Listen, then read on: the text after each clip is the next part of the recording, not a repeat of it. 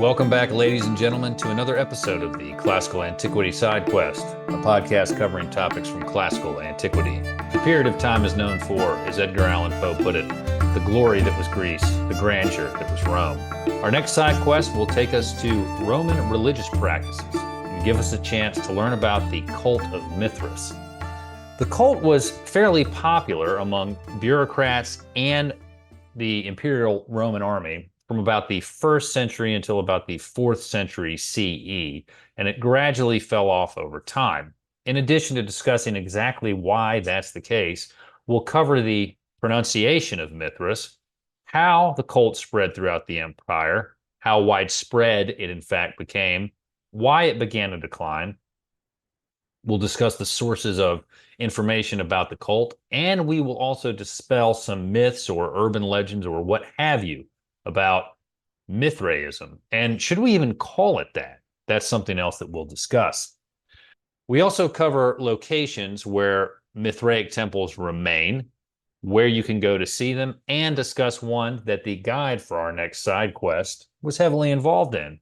And speaking of the guide for our next side quest, that is none other than Dr. David Walsh, a professor at Newcastle University.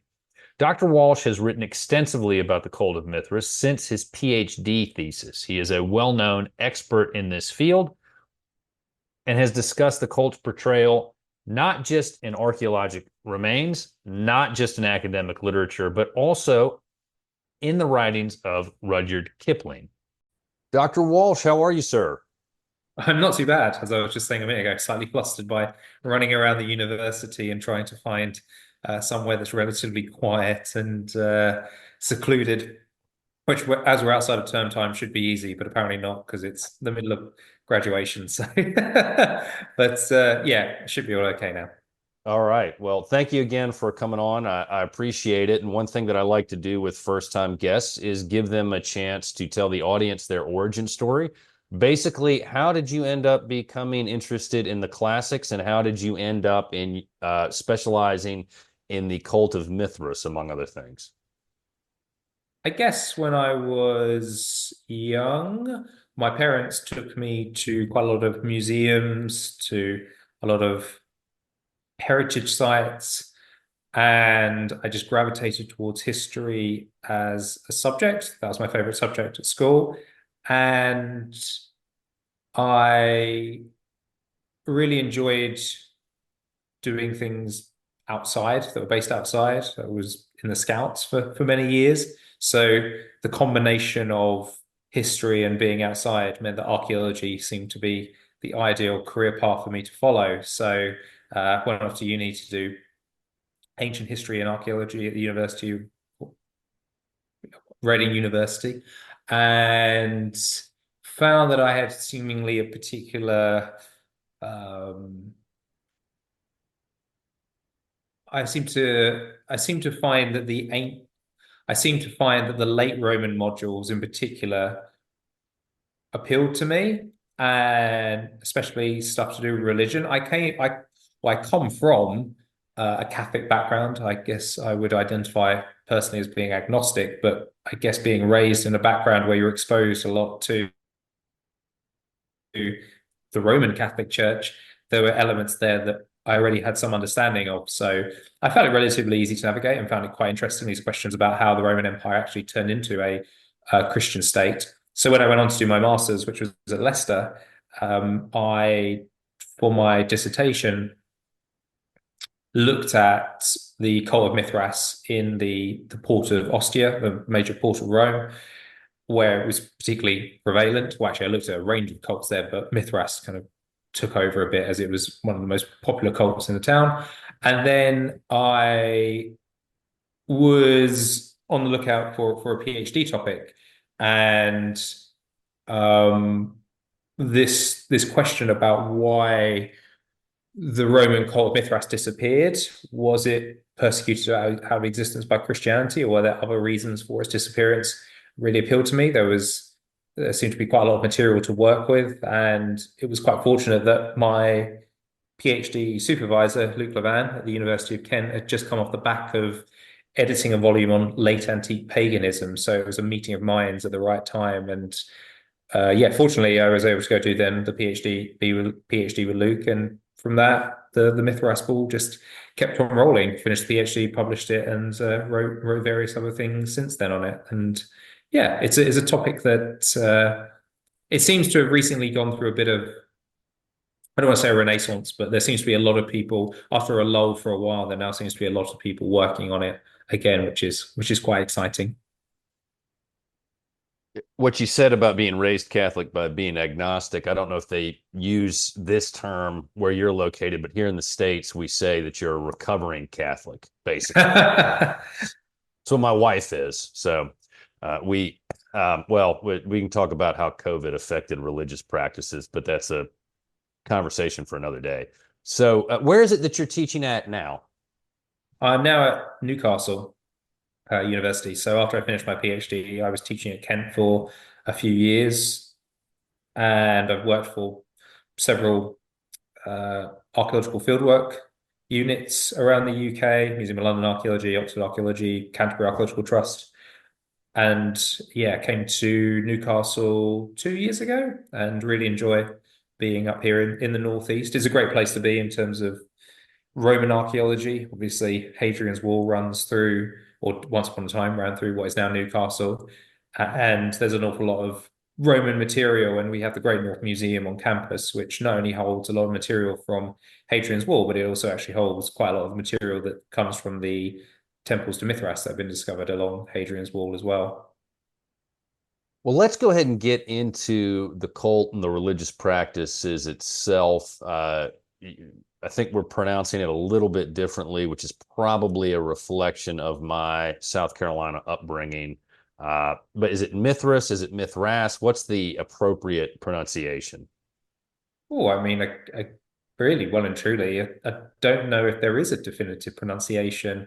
Bearing in mind, obviously, in the Roman world, people would have said it with a whole range of different accents anyway. So I wouldn't get too worried about perfect pronunciation of it. And the name Mithras itself, it even from inscriptions can be spelled in a variety of different ways, sometimes very different from what you would expect, depending, as I say, on the way the local Mithraic community pronounce it, and I guess how that information has been communicated to them. So yeah, I wouldn't worry too much. As long as it's Okay. understandable, that's fine. Well, why don't you start by telling us who Mithras is and how the cult developed? Why did it become such an influential cult? Okay, so Mithras was a deity worshipped in the Roman Empire. The cult developed probably sometime in the first century AD, although it's very difficult to say exactly when and how. I would adhere to the idea that it probably originates out of Rome itself or thereabouts. The the name Mithras or a version of that name has already been around for a very long time beforehand. There's a deity in Persia called Mitra, who's eventually connected with Zoroastrianism, but goes back long before that. And there are various other deities as well in the ancient Near East and out into even further afield than that, that their names clearly have some link to the versions of the name Mithras. What exactly the connection is between these deities, and particularly the Roman Mithras and the Persian Mitra, is unclear. It's very important to state the fact that the Roman cult of Mithras is a distinct cult. Many of the aspects of the Roman cult are not evident in the worship of Mitra in Persia or other deities that share similar names. So the Roman cult of Mithras is very much, as I say, a Roman thing, and it is, we don't get evidence for the particular designs of the temples or iconography that we expect of the Roman cult beyond the borders of the Roman world. But I would again adhere to the idea that this idea of Mitra, the Persian deity, as is so often the case in the ancient world, is quite fluid, and somehow that goes through various iterations, and the idea, this kind of idea of the deity, or at least elements of the idea, wind up or get communicated to the kingdom of Commagene, which is in or what it is or was in what is now south eastern Turkey, and eventually that kingdom is annexed by the Roman Empire in the first century AD. The last king of Commagene goes into exile, essentially in Rome itself, and I think he and the various people that go with him bring this idea of of Mitra, of this image of a relatively young man, and a deity that is connected to the sun, and then over subsequent decades, the various other aspects that we expect to see of the Roman cult of Mithras, the design of the Mithraeum, the standard design of the Mithraeum, which is a central aisle with two benches, the famous image of Mithras slaying the bull or stabbing the bull. All these elements get added in subsequent decades after it's been brought into the Roman Empire, and it starts to take shape. And then from there, it seems to then, by about the turn of the second century AD, start filtering out, particularly to the northwestern provinces via perhaps Italian soldiers or people from Italy leaving Italy to go up to the northern provinces and acting as, you could say, carriers of the cult. And from there, it starts to spread out through various networks, particularly the military, but also through customs officials and eventually other networks as well. But customs officials and military are two of the major conduits through which the cult starts to spread around the Roman world. And yeah, and then it's in existence for about several hundred years. The last evidence that we have for it is around the early 5th century, although I would argue that probably the worship of Mithras or oops, sorry, that's my email. I'll turn that off. The worship of Mithras as a deity, as opposed to Mithras or as opposed to the cult of Mithras, the cult of Mithras comes to an end, but perhaps in some ways the worship of Mithras, perhaps as an individual deity, something perhaps more mobile, something that's harder to trace in the archaeological record, probably carries on for some time afterwards. Maybe not necessarily a very long time, but does persist in some ways. But that, as I say, is quite difficult to prove archaeologically. So, who are the primary people who worshipped it? By which I mean, having just been to the temple in London, which was fantastic, and we can talk more about that later. Was it just limited to men? Was it bureaucrats, soldiers? Who all participated in the worship ceremonies, as far as we know? So it's all male, as far as we can tell. There's well over 1,000 names that are attested to of Mithraic initiates in surviving inscriptions, and as of yet, none of them are female. Some people have tried to make the case that there was perhaps a way for women to join or be represented, but there's not really anything to substantiate that.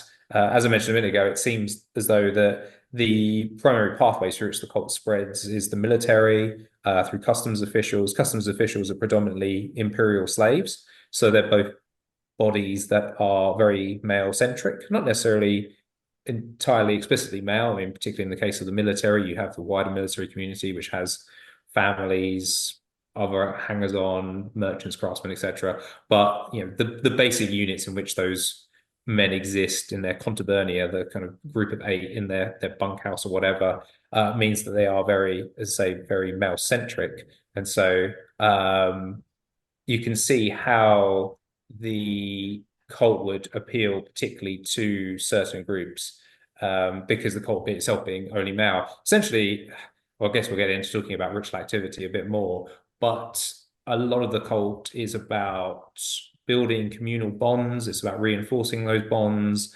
And so groups that are already, small groups of men that are living together and in some cases, fighting alongside each other, serving alongside each other, you can kind of see how these things would the things that the membership of the cult involves, how they would reinforce those bonds between them and why it would have a particular appeal. Over time, it seems to spread out more to, we see examples of groups of household slaves joining the cult, having their own Mithraic communities. Eventually, in the 4th century, we see groups of senators in Rome creating their own Mithraic communities. I guess one of the important things to say is that I am not particularly keen actually on the term Mithraism. I think that's somewhat misleading, because it suggests some kind of unified religion or religious system, in the same way that we refer to quite a lot of major religions today as Judaism, Hinduism, Sikhism, etc. The thing about the cult of Mithras is that we don't have any textual evidence produced by members of the cult. There's perhaps a piece of papyrus from Egypt which is or which bears what appears to be lines from a Mithraic initiation, but that's about as far as it goes. Everything we know about the cult we extrapolate from inscriptions, iconography, architecture. But like so many cults in the ancient world, this idea of paganism, there is no unified paganism, and worship in the ancient world of deities, as I've said already, used the term fluid, is very fluid. And the idea that there is this kind of there's a lot of consistency in terms of the iconography and the architecture, but even then, the general design of them is quite similar, regardless of if you're looking at Mithraeum that's on the northern frontier of Britain, or if you're looking in Spain, or if you're looking in Italy. But even then, there's a lot of variation within the execution of those. And Mithraism, the term Mithraism is quite unusual. We don't really tend to talk about isms as that kind of ism bit at the end, always this implies this coherent religious system. We don't really apply it. We don't really hear people saying that in relation to other cults in the ancient world. We don't have Jupiterism or Magna Materism, or thankfully no Isisism. But that's partly because they weren't coherent systems. There's a lot of variability. There's a lot of say variation in the execution of these cults on a local level. They're kind of moving around, and the sort of these ideas circulating in the Roman world, but how they are presented through iconography, how they are worshipped, the rituals that are undertaken could be highly varied. And I think actually is in some respects, sometimes we lose track of that with Mithras, because we've often tended to fixate so much on what is similar between the various Mithraic communities, when actually and there are similarities, but there is probably quite a degree of variation amongst them as well. So the idea, to kind of go back to your question about who worships Mithras, you have these kind of bodies that it's affiliated with, but the idea that it's not very clear whether or not somebody could move from one Mithraic community to another Mithraic community, and they would be met with exactly the same forms of worship, the same ways of communicating with Mithras, for example. So I think when thinking about Mithraic communities, it's impossible. It's important to think about them in terms of their own local context and how they develop and their own iconography. And often the case is that you'll get other deities that sometimes appear in their iconography as well. What impact does that have? And eventually also when they come to an end, what the various factors that lead to that as well. So talking about the worship of Mithras as this coherent empire-wide phenomenon is we have to do it, but also it's important, I think, to always make clear that it's not this coherent religious system that people today think of when they think about religious movements. So how much to the extent we can answer this, how geographically widespread was it throughout the Roman Empire? And then do we have any idea about what percentage of the population of the empire was involved in Mithraic communities? Geographically speaking, it stretches from one end of the empire to the other. So we have evidence of the worship of Mithras along Hadrian's Wall, not too far from where I am now. In fact, actually, you can go even further north, and there was one at Inverness, which was in what is now Scotland. And then you can find evidence of Mithraic worship in North Africa, in Syria, all around the empire. There is a notable discrepancy in terms of the distribution of the evidence. A lot of the evidence for the worship of Mithras originates from the northern frontier regions, or the northern provinces, particularly the northwestern provinces. So we've got quite a bit of evidence along Hadrian's Wall and in Britain, but particularly in Germany, along the Rhine frontier and along the Danube frontier, there's tremendous numbers of Mithraic temples, some towns in Germany and um, towns in what would have been the provinces of places like Pannonia and Noricum. Some of those have produced 5 Mithraea. Not necessarily saying they're all active at the same time, but even still, there's no indications of quite a substantial following. Whereas, well, also as well, Italy, particularly Rome, and as I mentioned earlier, the port of Ostia has produced a tremendous amount of evidence. When you look elsewhere, if you look at places like more towards other areas of the interior of the empire, like Spain, like North Africa, there's not really a lot of evidence. There are examples, but nowhere near as much as the northern frontier or the northwestern provinces.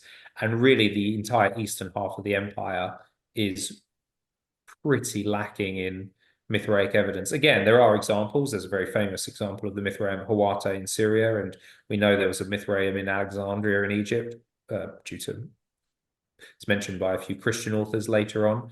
But those are very rare examples that we have. Let's say the eastern half of the empire. If you look at distribution map, it's very much focused towards the western side and particularly to the northwestern provinces, and as I say, Italy and especially Rome and Ostia itself. In terms of the numbers of people in the population, that's not really possible to determine. There's obviously a lot of debate anyway about the overall size of the population of the Roman Empire, and it fluctuates over time. I would say probably you're not going to be looking at a tremendously high percentage. But then again, this idea of religion being, I mean, even the concept of religion doesn't exist in the same way in the ancient world.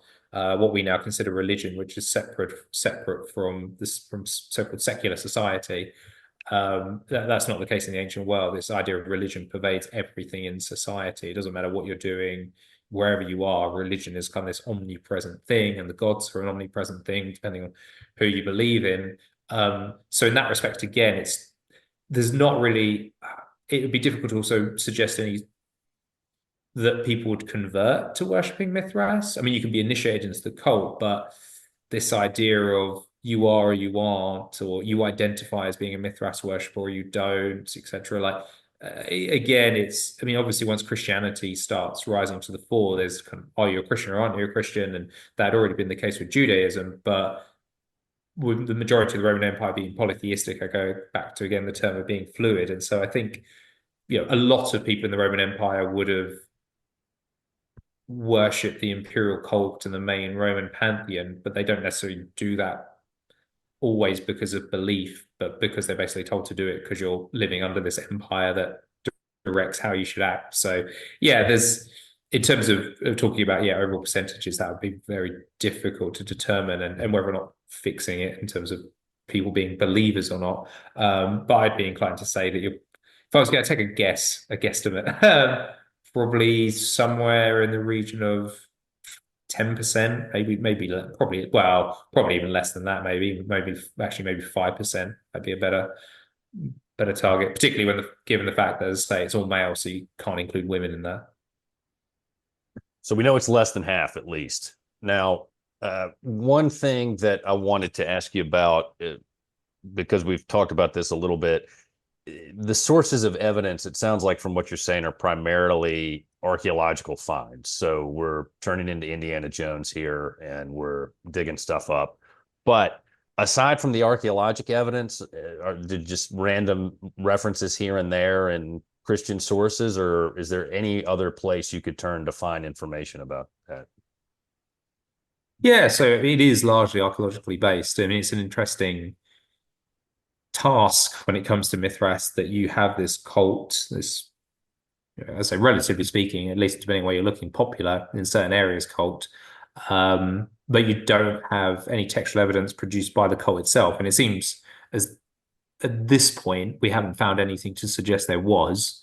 Most of the knowledge seems to be transmitted between members and groups orally or through iconography. And we're quite fortunate, as I was saying earlier, that while there is a lot of variation in terms of how Mithraic architecture is designed, how the central imagery is executed, by and large, there are many elements of it which stay relatively uniform. It gets a bit weirder as you get to the later Roman Empire, but for the most part, it tends to stay. There are certain aspects, the design of the temple, you usually have the small structure with um, the main room would have a central aisle with two benches lining it, wouldn't have any windows. Usually have an anteroom that you would go into before entering that inner chamber, only one door, which provides an entrance and exit. And then at the end of that, you have Mithras, the central image of Mithras slaying the bull, usually accompanied by two torchbearers, one always torch up, one always torch down, Cautes and Counterpartes, respectively. And even now, actually, as time has gone on, with more nuanced archaeological approaches, we can tell that there are certain signatures in terms of things like animal bones that you might find in the Mithraeum. Chicken and young pig is um, quite common for their ritual meals. So if you have a structure that produces the combination of those two together, if you've not got necessarily other evidence to go on, that might suggest you've got a Mithraeum. Uh, but as you say, the problem is that we don't have much in the way of, well, we don't have much in the way of textual evidence in terms of not just, we have nothing from the cult itself. As I mentioned earlier, there's perhaps a piece of papyrus from Egypt, which is a part of a Mithraic script, but that's about as far as it goes.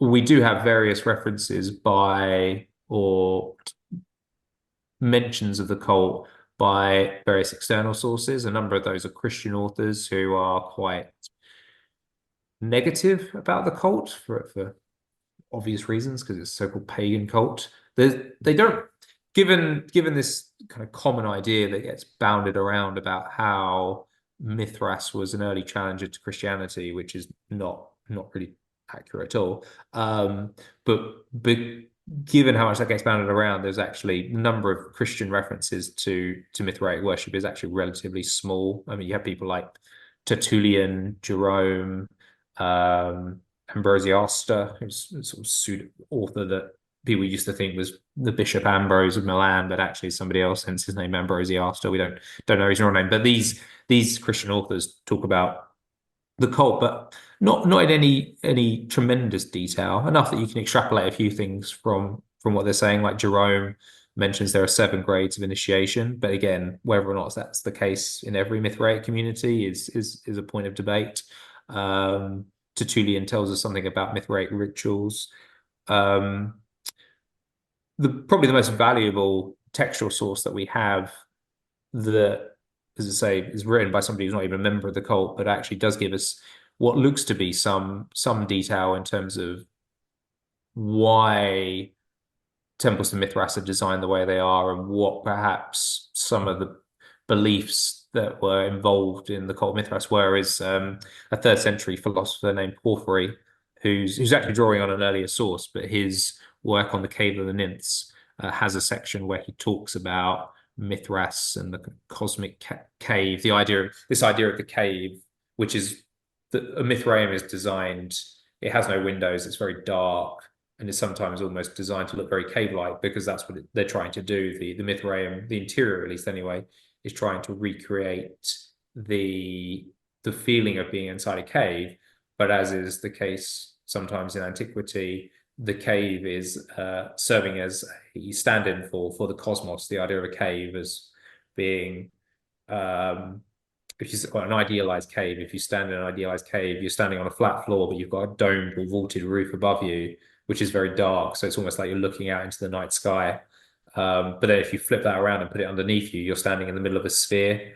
So it's the idea of standing in the cosmos. So as you move across the cave, you're moving across the cosmos. It can get very technical. If you ever read any of Roger Beck's works on this, then he goes into real detail about how Mithraeum acts as a driving simulator for the universe. And it takes a few times of reading it to really wrap your head around. But Roger's hypothesis for that was largely drawn on this description that Porphyry provides for us in his work, and what the aim of the cave is, what it's designed to do in terms of its standing in for the cosmos and how that's kind of replicated inside of a Mithraeum. But yeah, I mean, in terms of textual sources, you couldn't fill up too many pages writing them all out. It's not a lot.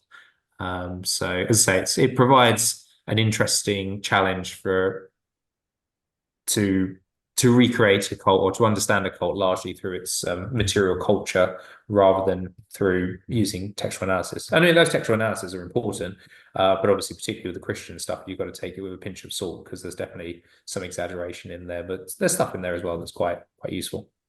So what, and I do want to come back to something that you had said about the maybe concept that there was Mithraism and Christianity, and they were sort of fighting with each other. But we'll come back to that later.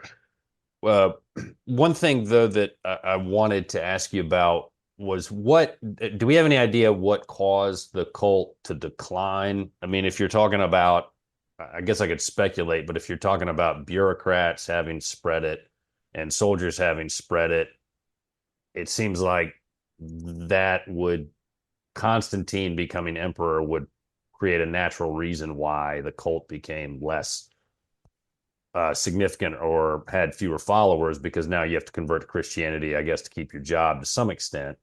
Uh, is that what happened, or did it just fall out of favor on its own? Do we have any idea about that? The traditional narrative would have it that, as you say, when Constantine becomes emperor in the early fourth century, um, he's the first Christian emperor. When he converts to Christianity is a whole debate in itself, but certainly by the end of his life, he's a Christian emperor, and he's kind of set this trajectory in terms of the Roman Empire developing into a Christian state. The thing is that for many decades after Constantine, or it takes many decades for that to really come to fruition. It's not until Theodosius at the end of the fourth century that the Roman Empire officially becomes a Christian state. And even at that point, the oppression, you could say, of pagan cults, of non-Christian cults, the traditional idea was that this was quite rife. The idea that Christianity would stand for no, false idols, and it certainly happens in some cases. We have various textual accounts of temples being attacked and violence breaking out.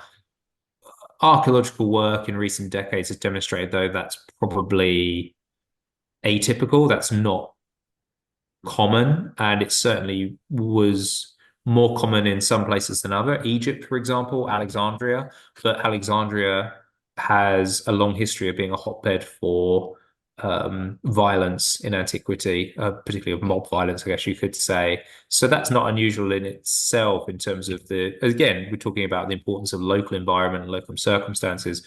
On an empire-wide level, there's very little evidence for the mass closure of temples or destruction of temples or the conversion of temples into churches. And certainly in the case of the cult of Mithras, again, there are some examples where it appears that a Mithraic community was brought to an end by Christians forcing them out. I mentioned earlier there's the Mithraeum at Hawate in Syria, which had a church built over the Mithraeum's inside of an actual cave, but was seemingly desecrated in the sort of late fourth to early fifth century, and then not very long afterwards, a church was built over the site. So that's somewhere where we've got quite a tight chronology that tells us that Christians are perhaps to blame for the end of that Mithraic community. I think more widely, though, again, I wouldn't really adhere to this idea that Christianity suppressed the cult. Say the cult was particularly popular along the northern frontier regions and in the northwestern provinces and in Italy itself. Now, in many of those locations, what people tend to refer to as paganism continues quite strongly well across the fourth century and into the fifth century. The imperial legislation that's issued restricting sort of pagan practice and trying to close pagan temples. People often forget that imperial legislation is essentially usually a reaction to a petition to the emperor because of a local event. And so there is a lot of debate about how widely imperial laws are enacted at ground level. And I would certainly think in the later Roman Empire, in the western half of the empire, you've still got a very predominantly, seemingly pagan population, it doesn't necessarily mean that they are always using temples as well. There are other ways to worship, natural locations such as springs and groves and woodlands, etc. Throughout the Roman period and before it have always been a location for worship. So again, the idea, just because temples seem to start going out of fashion from about the early third century anyway. There's a real decline in temple building and restoration long before Constantine comes along. So all these kind of narratives of Christian suppression of pagan cults doesn't really stand up to scrutiny.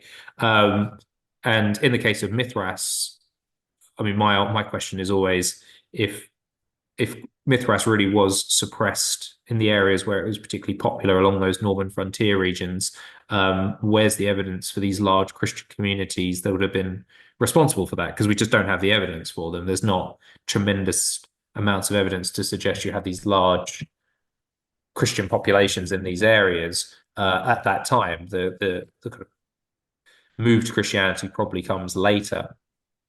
And I think probably what actually is, I mean, Christianity plays, yes, some role in this, but I think actually probably what is more bigger factors in the disappearance of the cult is that the cult, as I've already said, thrives in these particular social milieux. It's very popular amongst the certain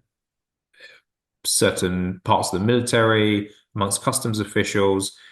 But when the cult disappears in the early 5th century, you're getting to a point where the Roman military and customs officials, in particularly the western half of the empire where the cult is popular, are basically disappearing. The Roman army by this point is transforming into something different, and eventually there will be no Roman army in the West anymore. We're not really far off of the date of 476 that people give to the end of the Western Roman Empire. And I think this kind of essentially what's happening is that the milieus in which the cult thrives, this kind of these very male-centric bodies, and there's a lot of change in the Roman army anyway. I mean, there's all this debate about whether or not forts by the 4th century have got, they've got soldiers inhabiting them, but probably their families as well. The kind of dynamics of life living in a Roman fort are probably transformed. And so probably really, as I say, the kind of social media, the social kind of environment in which the cult has thrived is essentially disappearing by the later Roman Empire, and with the end of the Western Roman Empire has come to an end. And I actually think that's probably it. But as I was saying before, there's the end of the cult. That doesn't necessarily mean to say that people completely stopped, worshipping Mithras or having, some kind of portable thing that they could use to worship Mithras. They might have carried on afterwards. But the cult, as we can identify in the archaeological record through the temples, through the iconography, seems to come to an end. It's funny what you said about 476. When I was in the London Mithraeum, I was looking at some of the artifacts they have there, and there were 3 people, and one of them says, now, when was it that the empire ended? And somebody said 476. I looked it up on Wikipedia, and I almost went into a lecture about why I think that's wrong and that's a bad year. And I was going to get into Theodoric the Great and then Justinian, and I said, you know what? These people are not here for this. They don't want to have some random stranger. I think they were locals. I was like, they just don't want to have some random stranger come up to them with this. But one of the things that I do want to ask you about is, what do we know about the actual religious practices themselves? And as part of that, why was it just men and not women? Why weren't they included? But also, what do we know about what the religious practices were of this cult? I guess to answer the first, to answer the second part first, why it was just men, again, we can't really tell because we don't have any textual evidence produced by members of the cult itself.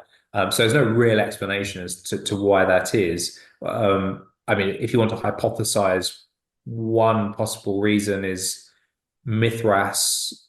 One of the most common images of Mithras, the most common images of him slaying the bull. But the second most common image is of him being born out of a rock. So people will talk about, inverted commas, a virgin birth. It's not really a virgin birth. coming out of a rock. But the point is that there is no mother figure there. He's not being given birth to by a female. He's coming out of a rock. So that might have something to do with it. But then there's, I guess you could say, a chicken and egg thing there, whether or not does the lack of female participation in the cult lead to this idea of Mithras being born from a rock, or is Mithras born from a rock the reason why there's no female participation? In terms of what they actually did, so as we mentioned already, to join the cult, you have to be initiated. We can piece together what these initiations might have involved based on the archaeological evidence, some of these textual accounts produced by exterior sources. Also, as well, you can look to, they're quite vague, but accounts of other so-called mystery cults like the cult of Isis, for example, that are active in the Roman world that also involve initiation ceremonies. So the Golden Ass by Apuleius, the main character in that, Lucius, joins the cult of Isis and has to be initiated. He doesn't go into a lot of detail, but he mentions certain things which probably, for initiation ceremony, you'd probably expect to perhaps be the case in the cult of Mithras as well. But seemingly to join the cult of Mithras, you'd probably have to have a sponsor, somebody who's already on the inside to get you in. And then once you've kind of been informed about what this is going to involve, you would be taken inside of the Mithraeum, taken to the interior chamber, as I say, with a central aisle and two benches. You'd be brought before the head of the Mithraic community, who is known as the Father. It's the highest of the 7 grades. And judging from what we can see of, it's because some Mithraea actually do have images. They have wall paintings or iconography which looks to depict initiations. So it seems as though the initiate would be probably stripped naked. They'd be blindfolded. If we believe the Christian author Ambrosiaster, that perhaps their hands would be bound with perhaps chicken guts, and chickens are, as I mentioned earlier, common in ritual feasts. So that does have a ring of truth to it. And they would, based on this script from Egypt, perhaps there would be certain lines they would be expected to repeat. The father says something to them and they respond, and then he says something to them again, and they probably have to get down on their knees and then undergo some various kind of trials as well. It looks like from the iconography they're having a sword waved in front of their face or a torch. Now, bearing in mind that they're in a dark room with a blindfold on, they might believe this is happening, but if it's actually happening is another question, because there's obviously a lot of theatrics going on here. The idea is to get the initiate in this state where they're completely at the mercy of those around them, to kind of whip them up into an emotional frenzy. And again, it's, as I said earlier, about this idea of reinforcing bonds in a community. By putting yourself in that position as the initiate, you really are putting a lot of trust in those around you that they're not going to abuse that and genuinely hurt you. But perhaps there would be various noises being made by other members of the community. Some exterior accounts talking about animal noises, the clashing of cymbals, and as I say, it's whipping up the initiate, and like they reach a point where they probably pretend to die. And as I said, the Mithraeum itself, its design, or the intention that it replicates a cave. The cave stands for the cosmos. The idea is the soul ascends and descends through the cosmos and then comes back to the body. And they are essentially reborn as a member of the Mithraic community. And probably at that point as well, the blindfold that they've been wearing would be whipped away, and this image of Mithras slaying the bull would appear to them with lamps and candles around it. So if you had that blindfold on and it's in a very dark room anyway, you've gone from pitch black to suddenly having this image of the deity in front of you bathed in light, and probably the flickering of candles makes it seem like it's moving, and it's going to be very disorientating. But in terms of emotional impact, it will probably be quite considerable. And I mentioned the Golden Ass and Apuleius's description of the character Lucius being initiated into the cult of Isis, and he spends the night in her temple, and the goddess comes to him bathed in light. I think there's probably a similar thing going on there, where it is use of light and theatrics. But we know in some examples in Mithraea, the central relief would spin around, or there were altars that were hollow, so you could put a candle inside it, so the image on the front would light up. So, as I say, when you get to this kind of peak moment of the initiation process is designed to kind of really leave an imprint on the person, which then kind of reinforces again their kind of sense of membership of the community. But then really after that, I think once you're initiated, there's possibly as you progress through the various grades, there'll be more initiations, although most people wouldn't be able to access the higher levels of the Mithraic grades, if indeed all Mithraic communities have 7 grades. But there was clearly the higher grades were kept for the members of the community that were of a higher social status outside of the cult. The cult doesn't subvert the Roman hierarchy or the hierarchy of the Roman world. It actually reinforces it, which is seemingly why it's allowed to continue. But yeah, there perhaps would be you perhaps would undergo further initiations, which would keep again reinforcing those bonds. But really beyond that, there's probably some processions perhaps that are done across the Mithraeum. There's a ceramic vessel from Mainz in Germany, which has been interpreted as depicting the procession of the Sun Runner, where the second highest grade, which was the Sun Runner, the Heliodromus, who stands in for the sun or Sol Invictus, who's the personification of the sun, which often appears in Mithraic iconography, that it's then progressing across the Mithraeum, standing in for the progression of the sun across the cosmos. But aside from that, there's just a lot of feasting. There's a lot of probably getting drunk, a lot of eating cooked chicken, and I mean basically the whole thing is just a boys' club, really.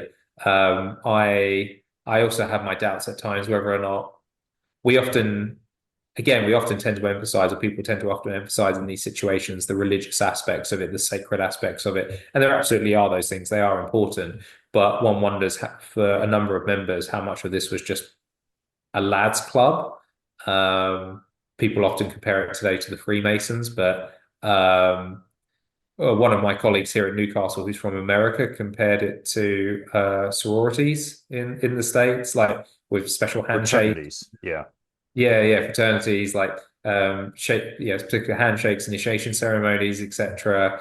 Having to be of a certain sort of, I don't know, background or class or something like that to have to join. I don't know. I mean, I can't speak from personal experience, but I thought it was an interesting comparison. But yeah, essentially, there's probably a lot of getting drunk and a lot of guys in a dark room just hanging out, really, probably a lot of the time, and not necessarily being overly fussed about the religious elements. Yeah, this may be too esoteric of a reference for you, but the way you described the member being blindfolded and stripped naked reminded me of a Simpsons episode, Homer the Great, with the Yeah. stonecutters, and the trial of the paddling of the swollen ass with paddles, spoken by, of course, Sir Patrick Stewart. Great episode. Highly recommend to all. Did you have to pay to get into the group? I mean, I come from the American Southeast, and we have a long tradition of religious scam artists. It's one of our things. And I mean, was there anything like that? Like you just kind of paid up in a pyramid scheme kind of a deal, or was it just purely social? I think there's probably an element to that. I think maybe not along the lines that you're describing there, although I think that perhaps did happen. I mean, we know of examples from textual evidence of magicians and so-called religious specialists in the Roman world who are basically con artists. That does happen, and I wouldn't be surprised if there were a few people kicking around who offered people a chance to access the mysteries of Mithras and then were just selling them a load of garbage, really. But I would have thought to some degree there is definitely an element of communal funding going on. I mean, the question is you've got your Mithraic temple, so how do you build that? It's interesting because, again, I don't know about this in practice, but I've read before that Jehovah Witnesses can build one of their kingdom halls in the space of a few days, and they do it through voluntary labor. And part of that's because kingdom halls, at least traditionally, had a set design to them and quite limited on things like windows. And so to build them could actually be quite straightforward. And if you've got a lot of committed free labor, you could do that. And bearing in mind, a lot of, as I say, Mithraea are small buildings. They don't have any windows. They have a set design. And then if you've got a group of, say, maybe 50 soldiers, we don't really know often how large a congregation would be. And it's difficult to tell if perhaps Mithraea could be used by multiple congregations at the same time. We do actually have two membership lists of Mithraic communities from Verona in Austria, which was very interesting because we don't have, I think there may be a couple of other examples that exist now. But I think you're probably looking around about 50 people or so. They certainly, in that case, they got to about 100 and they would split. There is a cap on the number of people that could be members of the community. But in any case, if you've got, say, I don't know, 50 to 60 able, strong soldiers who are willing to spend a bit of time on putting together your Mithraeum, you probably could knock one up pretty quickly. But in other cases, you probably would need funds, you would need some money. So I would imagine people pay in, and it is an interesting question about, well, does that depend on your grade? Does that depend on your social status? Does everybody pay the same? We don't really know, but certainly you have to fund those things somehow. So it's a very interesting question about how you do that and how the community dynamic works in that respect. Okay, let me switch gears a little bit to where we might be able to go to see surviving temples that are open to the public. Obviously, we mentioned the one in London. Other than that, are there any places that are open to the public that we could go? Well, not too far from me here, there's Carbrath on Hadrian's Wall, which is a very well-preserved example of a Mithraeum. It sits outside of what would have been an auxiliary fort, but the Mithraeum is the only thing that is currently extant at the site. If you walk the Hadrian's Wall path, you have to walk past it. So that's a interesting one to visit. Aquincum, which is the Roman precursor to Budapest, has some surviving Mithraea, and now they've done a reconstruction of one of them, the Mithraeum of Symphorus there. There's a very interesting example at Saalburg in Germany. Now, Saalburg's a Roman fort, and they've done a lot of reconstruction work there. But a lot of that work was initially begun 100 years ago, and the funding for it, yeah, the person who was funding it really wanted a Mithraeum, but they never found a Mithraeum there, so they just built one. So they've got a nice reconstruction of a Mithraeum, but there is actually no Mithraeum that's ever been found at Saalburg, which is, yeah, a bit peculiar. In Rome, you can visit various Mithraea, the Mithraeum of Santa Prisca, the one under San Clemente, the Church of San Clemente is quite famous. The one at the Circus Maximus as well. Unfortunately, the one under San Stefano Rotondo you can't get into nowadays. But yeah, there's plenty of examples in Rome. And as I say, if you go down the road to, or get the metro out to Ostia, the port of Rome, or was the major port of Rome for the first, well, from the first, in the first century AD, before I moved to Portus up the road. But there's a whole bunch of Mithraea that have been discovered there that are preserved. The only difficulty in many of these situations is that it's very difficult to, as so often the case, to recapture the feel of what it would have been like. So many of these Mithraea now only survive up to several courses high in terms of their walls, whereas the original structure, obviously, as we were saying earlier, would have had a cave-like feel to it. It would have been very dark. It would have been very enclosed. So, yeah, there's quite a number of examples around various parts of what was the Roman world where you can see surviving Mithraea. But as I say, I think the issue sometimes is trying to recapture that feel, which is, you mentioned London, is something that London's tried to do, although obviously there are certain limitations on what you can do there. It's still not really a full-on experience of what a Mithraeum would have been like, but they're trying to at least give you some idea about the darkness and the noises and that sort of thing that you might have experienced, which is very difficult to, as I say, capture with some of the extant examples, walking around and seeing them. And that's one thing Monica Serino wanted me to ask you. We're working on having her come on later, I think in August, for an interview. She wanted me to ask you if you've been to the London Temple, what you thought was done well and what perhaps could be improved on as far as a tourist experience. Well, it's a slightly loaded question for me because I was actually I was consulted when they were designing the installation of the Mithraeum. So it's perfect. Everything's great. There we go. Yeah. Also, as well, if you go down to the Mithraeum as you're leaving the room that has the Mithraeum experience in it, if you look to your right hand side, you should see on the wall there is a QR code where you can which links you to the Bloomberg Connects app, which you can listen to, on which you can listen to me giving you an explanation of the cult and the temple. I Uh, missed that. I listened to the actress who was on Absolutely Fabulous oh, Joanna narrate Lumley, her yeah. part. Yeah, and I thought that was great, and the temple transcript handout was great, but I Yeah. missed out on your narration. Yeah, it's a little bit. I mean, if there was something they can improve, they could put that in a slightly more prominent position, maybe. As I say, if you when you walk into the temple remains of the temple itself, and you can walk around the outside, and it's got that little podium bit that walks out a little bit as you initially walk in. If you were to turn around and as you walk out of that door to exit, to go back out into you could say the anteroom where you listen to Joanna Lumley, and it's got those kind of images on the wall, and it's got the panels as you're exiting the Mithraeum itself, there is a panel on a small panel on the right hand side, just there, which has the QR code, and it's got you can listen to David Walsh tell you about the Mithraeum. But yeah, if I had one critique, maybe putting that in a slightly more prominent place because it is kind of more as people are exiting and people don't necessarily, I think, pick up on it being there. But yeah, no, it's I mean, I will say with the London Mythraeum, I know they've always got sort of ideas to take it forward, and there's new things they want to do with it, which I think you could say to some degree it's a work in progress.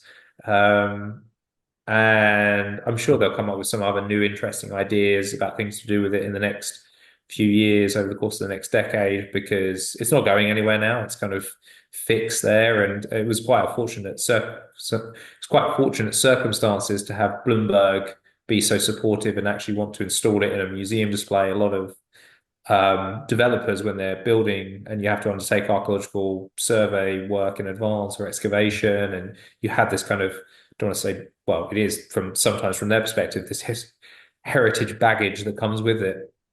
They're not overly inclined to be that supportive, but Bloomberg in that situation actually were very supportive and done some interesting things with it. I guess I know it's slightly divisive as well. This is not so much about the Mithraeum, but when you walk in, you have the wall of finds and you have the iPad, so you can use the iPads to kind of go through the stuff on the wall and it gives you detail on the iPad and you can see a closer picture of it.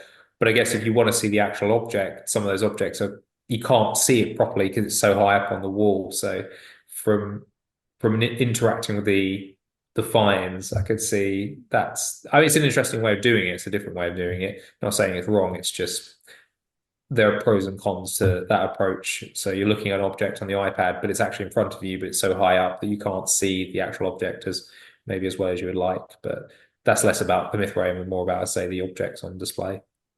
Well, and one of the things that I mentioned, the transcript that they hand out to you, which I took a couple back, there is at the end a song to Mithras by Rudyard Kipling, and they have an excerpt of that. And I'm just curious, you have written a little bit or studied a little bit about Kipling and Mithras. How did those two intersect? How did he end up having an interest in that and writing about it? Yeah, Kipling was a Freemason. He thought Freemasonry was a good archetype of how a religion should function in some ways. Kipling was also quite a big misogynist as well. So the fact that it wasn't, it was the Freemasons were all male, I think appealed to him, but particularly from his experiences living in India. He was very impressed with how Freemasonry worked. As I say, he was a Freemason himself. He was very interested in the ancient world.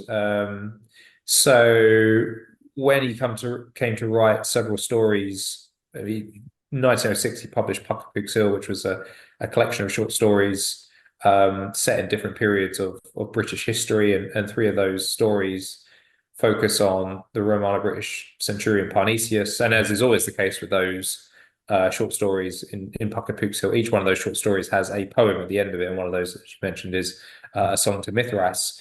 But Kipling made an interesting decision there because the Parnesius stories are set in the late 4th century during the reign of Theodosius. So this is a time when the Roman Empire has essentially become a Christian state, at least officially speaking.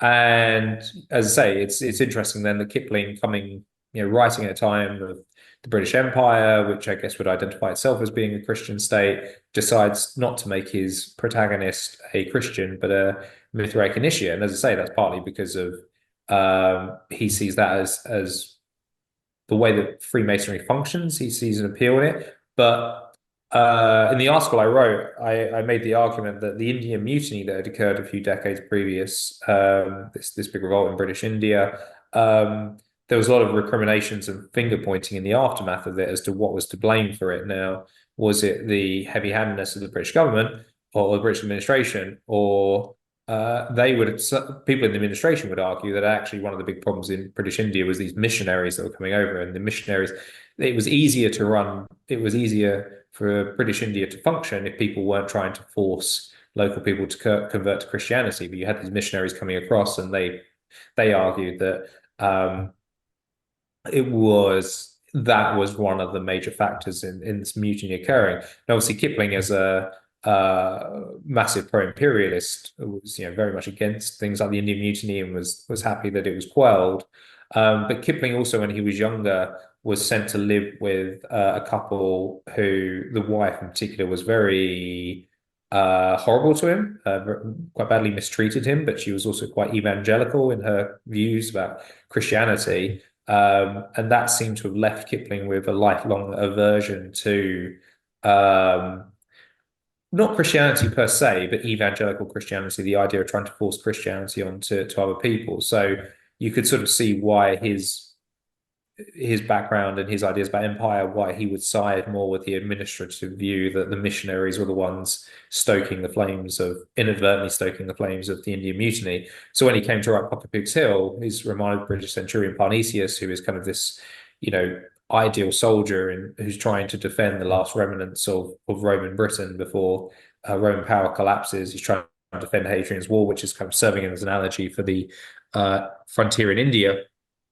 He makes him a Mithraic initiate because who actually at one point is challenged by seemingly a Christian missionary because he's using it as a way of demonstrating how religion shouldn't come before empire. Religion should almost be used to prop up the correct running of empire, and he thinks that Christian missionaries, evangelists, etc., tend to challenge that. And he wrote another, just as a side note to that as well. He also wrote another short story, "The Church That Was at Antioch," where the main character, centurion named Valens, meets Saint Peter and Saint Paul, and Paul, who's a bit over the top, and Peter, that's become a bit subdued, at the end learn a few things from Valens, and Peter in particular takes inspiration from Valens and how he approaches things based on his Mithraic beliefs, you could say, and kind of puts Paul a bit back into his place as well. Because again, Paul obviously is kind of he's like the missionary, isn't he? He's kind of the premier Christian idea of a Christian missionary. So again, it's kind of Kipling using Mithras as a counterbalance to sort of critique Christian evangelism, I would say. Okay, which ties into my next topic. My friend Victor wanted me to ask you a couple of things about overlap between early Christian practices and Mithraic practices, and then whether Emperor Julian was a follower of Mithraism or had been initiated in one of the cults. Yeah, so this question about the relationship between early Christianity and the cult of Mithras. I mean, the two cults. I mean, because when we talk about cults in the ancient world, we just mean a religious movement of some sorts. It doesn't have the negative connotations. It doesn't mean drinking Kool-Aid and things like that most people think of nowadays when you say the word cult. But Christianity and the cult of Mithras both appear around the same time in the first century AD. So they have kind of similar chronological trajectories in terms of appearance and expansion. Some of the early Christian authors, as I mentioned earlier, particularly people like Tertullian, suggest that some of the Mithraic rituals, like the feasts that they would hold, as I mentioned, with chicken and young pig on the menu, were demonic parodies of the Christian Eucharist. That is probably not really the case at all. The notion that, well, if you went back over probably over about 150 years ago now, the philosopher Ernest Renan claimed that if the world hadn't been, if if something had affected Christianity early on and stopped it, that the world would have become Mithraic instead.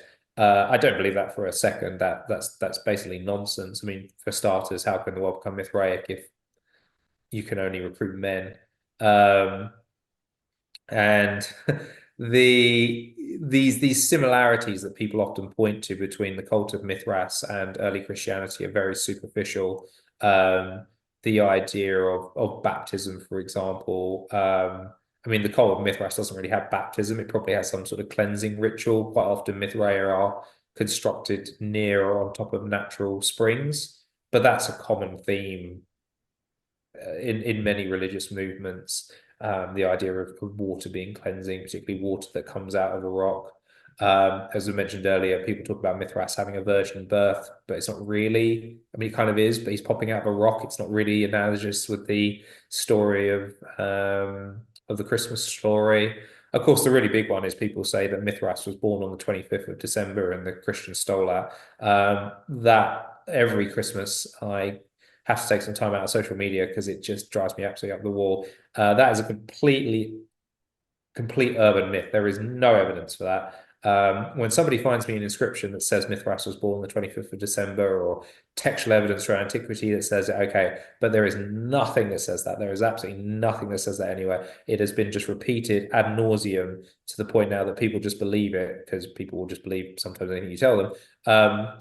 The 25th of December, or at least the winter solstice, probably has some celebration in the Roman world connected to the cult of Sol Invictus, who is kind of the personification of the sun. Sol Invictus is the unconquerable sun.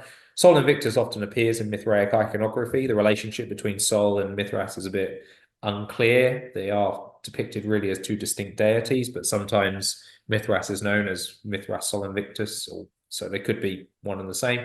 But in any case, the cult of Sol Invictus, though, is something separate from the cult of Mithras, and gets quite big quite late on in the Roman Empire. But that cult perhaps does something on the 25th of December, but even that's unclear. As I say, it's probably more to do with the winter solstice, and it's to do with the shortest day, in much the same way that they would have had particularly something like the cult of Mithras, certainly would have had a celebration or some sort of event around the summer solstice as well, and relating to the equinoxes. And it's about movements of the sun and about solar events. It's not about the 25th of December being a particular important day in itself. And as I say, this whole thing about Mithras being born on the 25th of December has absolutely no evidence to support it whatsoever. It just gets repeated over and over. So yeah, I as I say, I think the relationship between Christianity and Mithras is very superficial, and I don't think there's very little connection between the two. In terms of Julian, I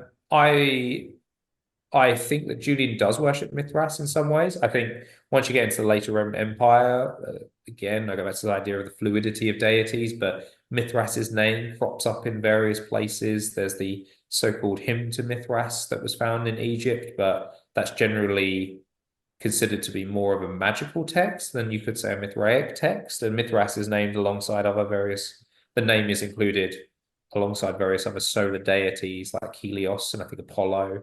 I think for Julian is very interested in different forms of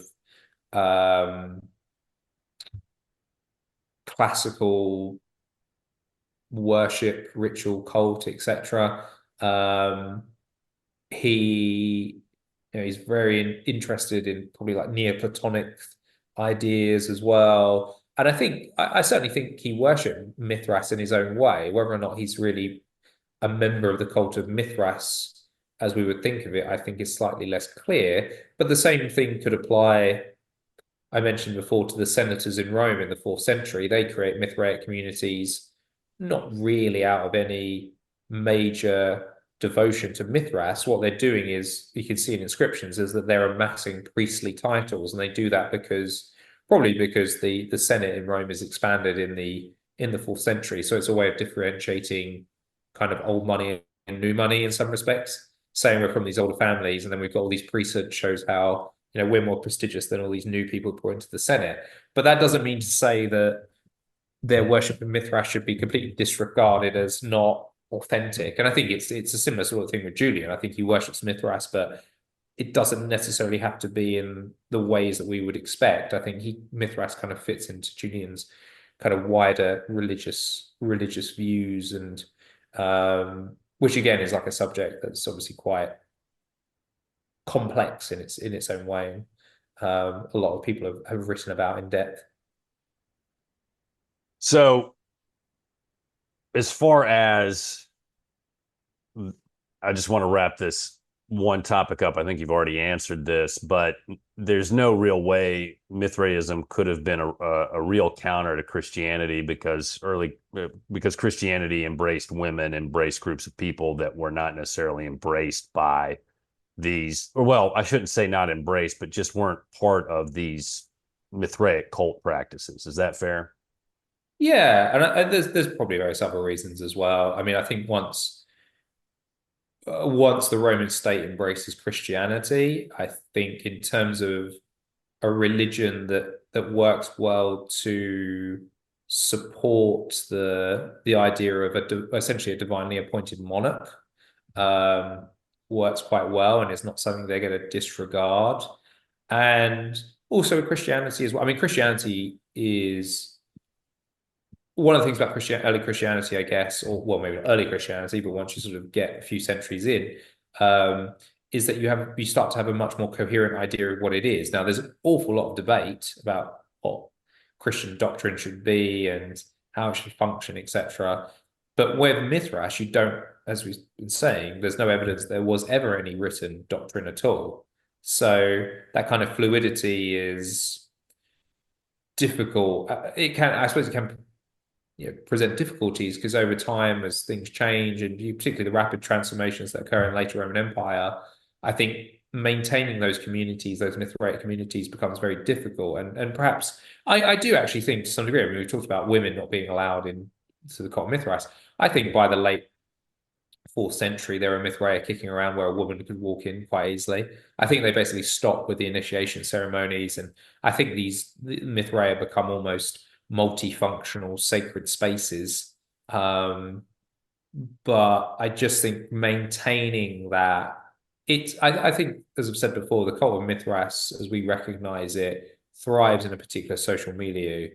It needs a certain environment to be successful, and it is successful for several centuries in that environment.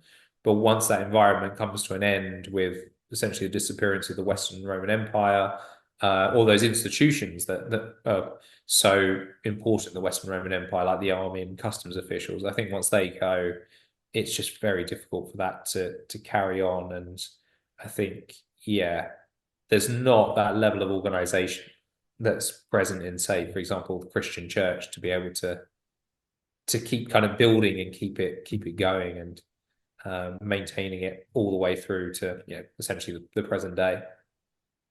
So, a couple other matters I wanted to ask you about. Give us a homework assignment. Give us a good book to read from the time period of classical antiquity, Roman religious practices. Just what's a good book for us to read? On religious practices in particular, I would suggest a good, interesting introduction would be Pantheon by Jörg Rübke. Came out a number of years ago. Has a fantastic cover in hardback. It's the inside of the Pantheon, or the dust cover is, but it's got a hole cut out of it for the oculus of the Pantheon, and the actual cover of the book is just a blue sky. So the marketing team did really well with that.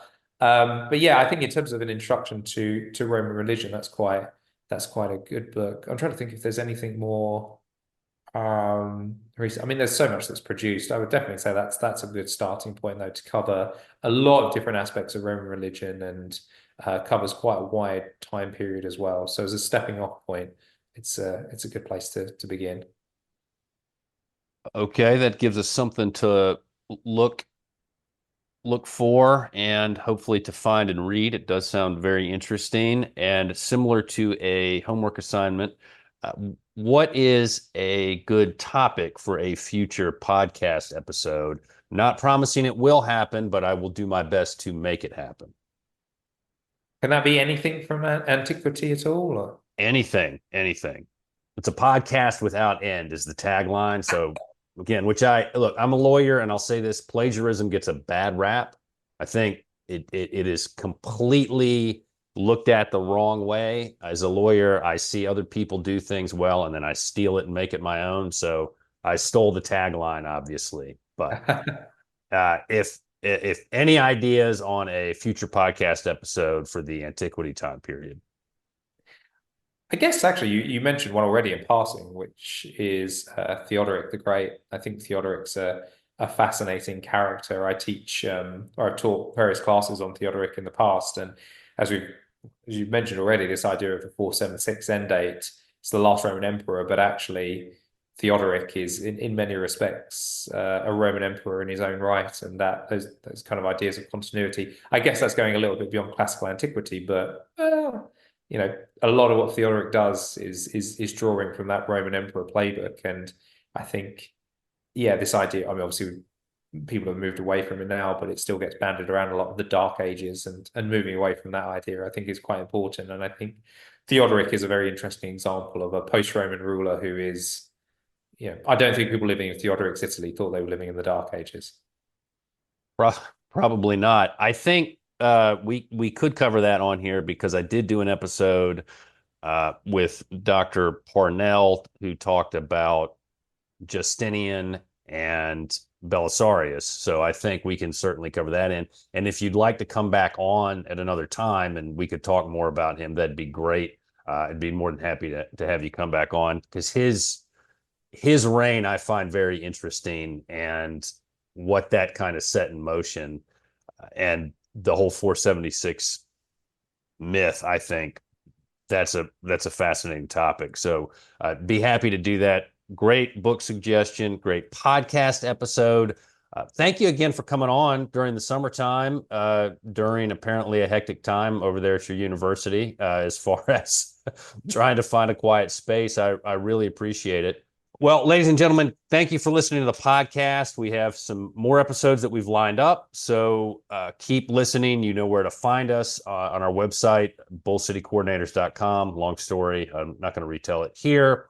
Follow us on Twitter at AntiquityPod, and you'll find links to all our socials on our website. And remember, folks, the Classical Antiquity Sidequest is a podcast without end.